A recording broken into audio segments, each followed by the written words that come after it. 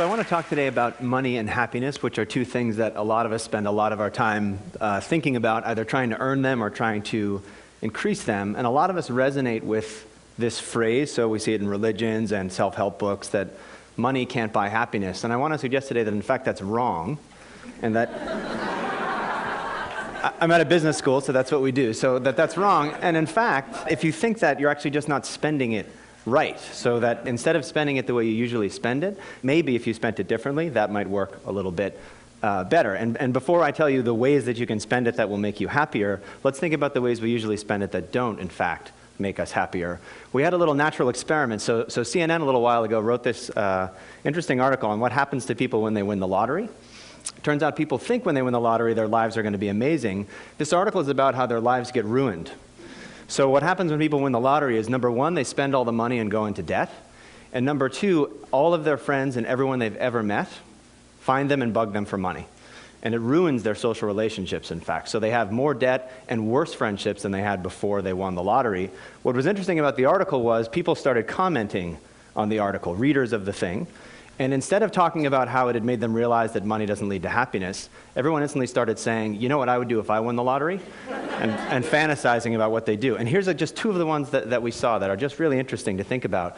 One person wrote in, when I win, I'm going to buy my own little mountain and have a little house on top. And another person wrote, I would fill a big bathtub with money and get in the tub while smoking a big fat cigar and sipping a glass of champagne.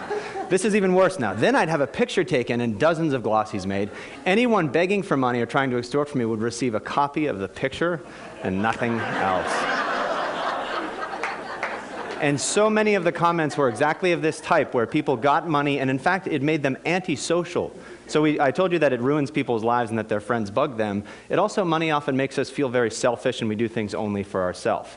And we said, well, maybe the reason that money doesn't make us happy is that we're always spending it on the wrong things, and in particular, that we're always spending it on ourselves. And we thought, I wonder what would happen if we made people spend more of their money on other people. So instead of being antisocial with your money, what if you were a little bit more pro-social with your money? And we thought, let's make people do it and see what happens. So let's have some people do what they usually do and spend money on themselves, and let's make some people give money away and measure their happiness and see if in fact they get happier.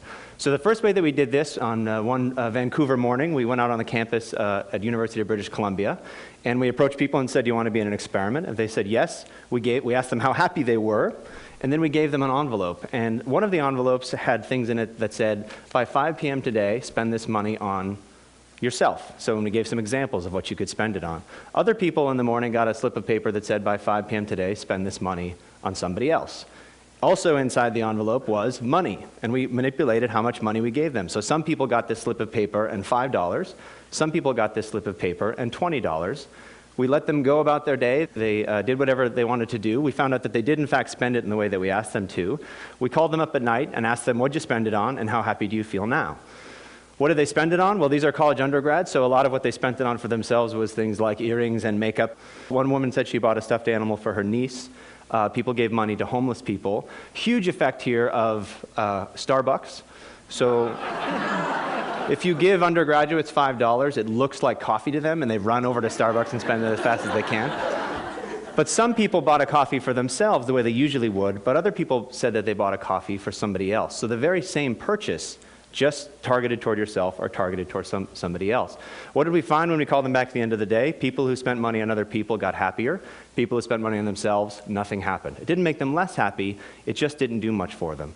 And the other thing we saw is that the amount of money doesn't matter that much. So people thought that $20 would be way better than $5. In fact, it doesn't matter how much money you spent. What really matters is that you spent it on somebody else rather than on yourself. We see this again and again when we give people money to spend on other people instead of on themselves. Of course, these are undergraduates in Canada, not the world's most representative population. They're also fairly wealthy and affluent and all these other sorts of things. We wanted to see if this holds true everywhere in the world or just among wealthy countries. So we went, in fact, to Uganda and ran a very similar experiment. So imagine instead of just people Canada, we say, name the last time you spent money on yourself or other people, describe it, how happy did it make you? Or in Uganda, name the last time you spent money on yourself or other people, and describe that, and then we ask them how happy they are again. And what we see is sort of amazing because there's human universals on what you do with your money and then real cultural differences on what you do as well.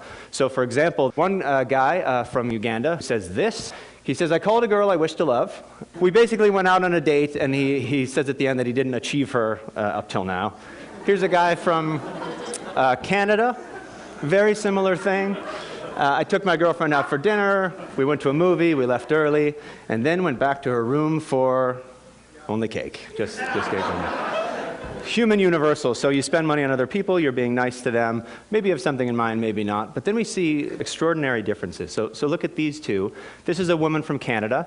We say, name a time you spent money on somebody else. She says, I bought a present for my mom. I drove to the mall in my car, bought a present, gave it to my mom. Perfectly nice thing to do. It's good to get gifts for people that you know. Compare that to this woman from Uganda.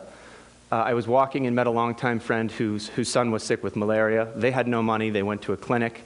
And I gave her this money. This isn't $10,000, it's the local currency. So it's a very small amount of money, in fact, but enormously different motivations here. This is a real medical need, literally a life-saving donation. Above, it's just kind of, bought a gift for my mother. What we see again, though, is that the specific way that you spend on other people isn't nearly as important as the fact that you spend on other people in order to make yourself happy, which is really quite important. So you don't have to do amazing things with your money to make yourself happy. You can do small, trivial things and yet still get these benefits from doing this. These are only 2 countries. We also wanted to go even broader and look at every country in the world, if we could, to see what the relationship is between money and happiness. We got data from the Gallup organization, which you know from all the political polls that have been happening lately. They asked people, did you donate money to charity recently? And they asked them, how happy are you with your life in general? And we can see what the relationship is between those 2 things. Are they positively correlated? Giving money makes you happy, or are they negatively correlated? On this map, green will mean they're positively correlated, and red means they're negatively correlated. And you can see the world is crazily green. So in almost every country in the world where we have this data, people who give money to charity are happier people than people who don't give money to charity. I know you're all looking at that red country in the middle.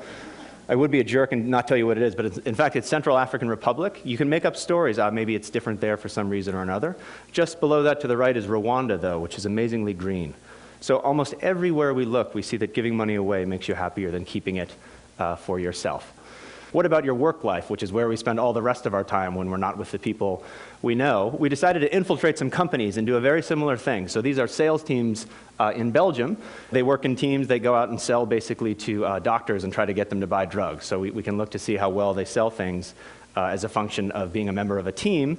Some teams, we give people on the team some money for themselves and say, spend it however you want on yourself, just like we did with the undergrads in Canada. But other teams, we say, here's €15. Spend it on one of your teammates this week. Buy them something as a gift or a present and give it to them. And then we can see, now we've got teams that spend on themselves, and we've got these pro-social teams who we give money to make the team a little bit better. The reason I have a ridiculous piñata there is one of the teams pulled their money and bought a piñata, and they all got around and smashed the piñata, and all the candy fell out and things like that. A very silly, trivial thing to do, but think of the difference on a team that didn't do that at all, that got €15, put it in their pocket, maybe bought themselves a coffee, or teams that had this pro-social experience where they all bonded together to buy something and do a group activity. What we see is that, in fact, the teams that are pro-social sell more stuff than the teams that only got money for themselves. And one way to think about it is, for every €15 you give people for themselves, they put it in their pocket, they don't do anything different than they did before, you don't get any money from that. You actually lose money because it doesn't motivate them to perform any better. But when you give them €15 to spend on their teammates, they do so much better on their teams that you actually get a huge win on investing this kind of money. And I realize that you're probably thinking to yourselves, this is all fine, but there's a context that's incredibly important for public policy, and I can't imagine it would work there. And if he doesn't show me that it works here, I don't believe anything he said. And I know that what you're all thinking about are dodgeball teams. This was a huge criticism that we got, to say, if you can't show with dodgeball teams, this is all stupid. So we went out and found these dodgeball teams and infiltrated them, and we did the exact same thing as before. So some teams we give people on the team money, they spend it on themselves. Other teams we give them money to spend on their dodgeball teammates. The teams that spent money on themselves, they're just the same winning percentage as they were before. The teams that we give them money to spend on each other, they become different teams, and in fact, they dominate the league by the time they're done. Across all of these different contexts, your personal life, your work life, even silly things like intramural sports, we see spending on other people has a bigger return for you than spending on yourself. And so I'll just say, I think if you think money can't buy happiness, you're not spending it right. The implication is not, you should buy this product instead of that product, and that's the way to make yourself happier. It's in fact that you should stop thinking about which product to buy for yourself and try giving some of it to other people instead. And we luckily have an opportunity for you DonorsChoose.org is a nonprofit for mainly public school teachers in low-income schools. They post projects, so they say, I want to teach Huckleberry Finn to my class and we don't have the books, or I want a microscope to teach my students science and we don't have a microscope. You and I can go on and buy it for them. The teacher writes you a thank you note. The kids write you a thank you note. Sometimes they send you pictures of them using the microscope. It's an extraordinary thing. Go to the website and start yourself on the process of thinking, again, less about how can I spend money on myself and more about if I've got $5 or $15, what can I do to benefit other people? Because ultimately when you do that, you'll find out you'll benefit yourself much more. Thank you.